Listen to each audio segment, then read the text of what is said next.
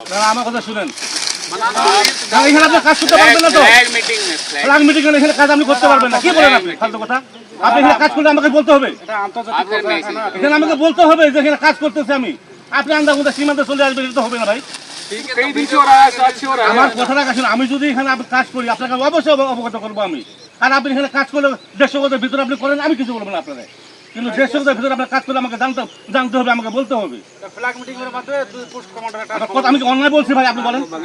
যেহেতু যে আন্তর্জাতিক সীমা রেখা 1975 সালে ইন্দিরা মোদীর চুক্তিতে বলা আছে, এখানে সীমান্ত এলাকা বিএসএফ যদি কাজ করে বিজেপিকে অবগত করতে হবে, বিজেপি কাজ করলে বিএসএফ অবগত করতে হবে।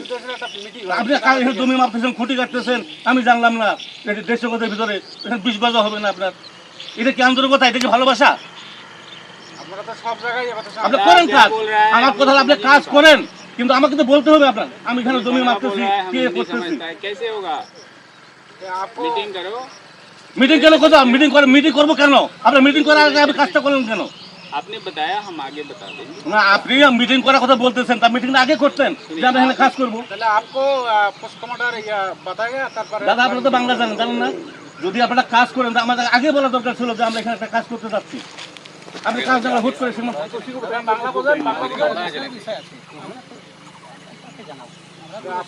এটা তো বিজেপি, এটা বিএসএফ এর দায়িত্ব।